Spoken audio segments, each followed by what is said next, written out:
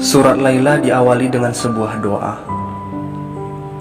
Kumulai surat ini atas nama Allah yang telah memberikan kehidupan pada jiwa dan memberikan pertolongan kepada hatinya. Pengetahuannya meliputi segalanya dan kebijaksanaannya mutlak. Ia melihat dan mendengar segalanya, bahkan doa makhluk-makhluk yang tak dapat berbicara. Dialah yang membagi dunia menjadi terang dan gelap. Dialah yang membagikan waktu pada setiap makhluk di bumi ini, dari burung-burung di udara hingga ikan-ikan di kedalaman laut. Ia telah membuat langit berkilauan dengan bintang-bintang dan memenuhi bumi dengan manusia dengan ras serta warna kulit yang berbeda-beda. Ia telah memberikan jiwa kepada setiap pria dan wanita, dan ia telah menyalakan jiwa itu dengan obor yang diberi nama akal pikiran, sehingga setiap manusia yang diciptakannya bisa mendapatkan penyelamatan. Lalu ia mulai menulis untuk Majnun. Surat ini adalah surat duka cita yang dikirimkan oleh jiwa yang dilanda kesedihan kepada sesamanya. Surat ini berasal dariku, seorang tawanan, untukmu, kau yang telah melepaskan diri dari rantai yang membelenggumu dan mendapatkan kebebasan. Kapankah semua itu terjadi, cintaku? Saat aku mengikat diriku kepadamu, berapa banyak hari tanpa jiwa, berapa malam yang berlalu dengan air mata telah berlalu sejak saat itu. Bagaimana kabarmu, sayangku? Dan bagaimana kau lalui hari-harimu? Kemanakah ketujuh planet dan surga membimbingmu? Aku tahu kalau kau masih menjaga erat jalinan cinta kita, dan kurasakan di hatiku bahwa cinta mendapatkan keagungannya hanya dirimu. Aku tahu bahwa darahmu membuat merah bumi ini saat matahari terbit dan terbenam. Namun kau hidup jauh di pegunungan bagaikan permata yang terjebak dalam bebatuan. Dalam kegelapan kau adalah sumber air mata. Kau adalah sumber kehidupan itu sendiri. Kau adalah ngengat yang mengelilingi cahaya keabadian. Kau telah menggerakkan lautan eksistensi kehidupan. Meskipun begitu, kau justru memalingkan dirimu dari badai dan bersembunyi di makam kesendirianmu, dengan beberapa hewan liar yang menemanimu. Semua lidah terjulur ke arahmu, mengirimkan panah-panah cemooh ke arah jantungmu, tapi apa pedulimu? Kau telah memantapkan langkahmu menuju keabadian. Bahkan kini karavanmu berjalan menuju alam baka. Aku tahu betapa besar pengorbananmu. Aku tahu bahwa kaulah yang telah membakar ladang jagungmu sendiri. Kau mendedikasikan hatimu untukku dan meletakkan jiwamu atas bantuanku.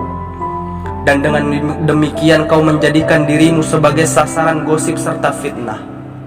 Tapi semua itu hanyalah konsekuensi kecil. Kita berdua sama-sama tak peduli dengan apa yang dipikirkan serta dikatakan orang.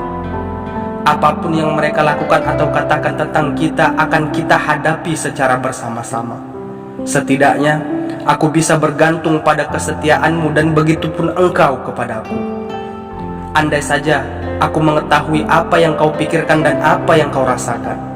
Andai saja aku dapat melihatmu dan mengetahui apa yang sedang kau lakukan. Aku bersamamu dengan setulus cintaku dan sepenuh hatiku. Tapi bagaimana dengan dirimu? Dengan siapa kau menghabiskan waktumu? Fisik kita memang terpisah, namun jiwa kita tetap satu. Memang benar aku telah menikah, aku memiliki suami, tapi bukan seorang kekasih. Ia tak pernah berbagi paraduan denganku. Percayalah, situasi ini telah membuatku lelah hingga aku tak lagi punya kekuatan untuk berpikir. Tapi aku berjanji kepadamu, tak ada seorang pun yang telah menyentuh hartaku. Hal itu akan tetap tertutup bagaikan kuncup bunga yang mempesonakan namun tak akan pernah mekar. Suamiku tetap menunggu di balik pintu yang kuncinya tersembunyi dari pandangannya dan tak diperbolehkan untuknya. Ia adalah seorang pria yang terkenal dan terhormat. Namun apalah artinya semua itu bagiku? Dibandingkan dengan dirimu, sayangku, ia sama sekali tak berarti. Kala dilihat dari kejauhan, Bahkan bawang putih liar pun tampak bagaikan bunga lili. Meskipun begitu, jika kau cium baunya, kebenaran pun terungkap. Bawang putih liar tak layak untuk dipetik. Oh cintaku, betapa ku berharap kita dapat bersama, tapi itu tak terjadi. Takdir telah menetapkan bahwa kita tetap terpisah. Dan begitulah yang harusnya terjadi. Apakah aku harus dipersalahkan atas hasil karya sang takdir? Hatiku selalu menangis saat memikirkannya. Sayangku, kirimkan seikat rambutmu, hal itu akan sangat berarti untukku. Kirimkan padaku salah satu duri yang berada di jalanmu, dan aku akan merawatnya hingga ia tumbuh menjadi taman bunga mawar di hadapanku. Kemanapun kau melangkah, gurun berubah menjadi taman bunga. Kau adalah air, penyampai pesan dari Allah, sumber mata air kehidupanmu. Aku adalah rembulan dan kau adalah matahariku, menyinariku dari kejauhan. Maafkan aku karena orbit yang berbeda membuat kita selalu terpisah. Aku telah mendengar kabar kematian ayahmu dan hal itu membuatku bersedih. Aku merasa seolah ayahkulah yang telah meninggalkanku. Untuk menghormatinya aku mengenakan jubah biru tua, bagaikan bunga violet gurun, dan selama berhari-hari air mataku tak berhenti menetes dari mataku. Apakah kau mengerti? Aku telah melakukan apapun untuk berbagi kesedihanmu. Hanya satu hal yang tak aku lakukan. Aku tidak datang kepadamu, karena hal itu sangat mustahil. Tapi apalah artinya? Seperti yang telah kukatakan, fisik kita terpisah namun jiwa tetap bersatu. Jiwaku selalu bersamamu sepanjang waktu. Aku tahu betapa banyak kau telah menderita dan betapa hatimu yang lemah lembut telah termakan habis oleh kesedihanmu. Namun hanya ada satu cara untuk keluar dari kesengsaraan ini, untuk kita berdua, yaitu bersabar dan menahan diri. Benar wahai sayangku, kita harus bersabar, menahan diri dan berharap. Apalah sesungguhnya kehidupan? Kehidupan tak lebih dari sebuah kisah, tangisan dan persinggahan singkat, dengan cepatnya berlalu saat ia baru saja dimulai. Mereka-mereka yang baru tiba nyaris tak memiliki waktu untuk membongkar muatan sebelum mereka akhirnya harus kembali dan pergi. Orang bilang bahwa mata adalah jendela dari jiwa, dan hal itu benar adanya. Namun seorang yang bijak tak akan membiarkan orang lain untuk melongok ke jendela itu.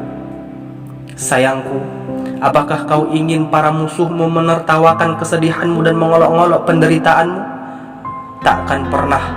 Seorang bijak harus menyembunyikan kesedihannya agar orang-orang tidak menikmatinya. Jika tidak, maka yang terjadi ibarat tempayak yang memakan dedaunan. Jangan pikirkan benih-benih yang tersebar kemana-mana. Coba saja pikirkan bagaimana nantinya mereka akan tumbuh. Hari ini jalanmu mungkin terhalangi oleh duri dan bebatuan. Namun esok, kau akan memanen ara dan kurma dalam jumlah yang sangat banyak. Di mana ada kuncup bunga hari ini, esok hari akan ada sekutum mawar yang merekah. Maka jangan lupakanlah hal ini. Dan janganlah kau bersedih, jangan biarkan hatimu mengeluarkan tangisan darah, dan jangan pernah berpikir bahwa kau sendirian dan tanpa teman di dunia ini. Bukankah aku temanmu? Apakah kenyataan bahwa aku ada di sini untukmu tak membantumu adalah hal yang sangat salah? Kekasihku, untuk mengeluh bahwa kau sendirian, ingatlah kepada Allah yang menciptakanmu. Ingatlah bahwa Allah adalah teman bagi mereka yang tak mempunyai teman. Kesedihanmu untuk ayahmu dan air mataku mengalir bagaikan hujan di musim semi. Tapi ingatlah, ayahmu mungkin memang telah pergi, namun putra ayahmu masih tetap ada. Bebatuan itu mungkin telah pecah dan hancur, namun permata berharga yang dulu tersembunyi di dalamnya kini telah terbebas.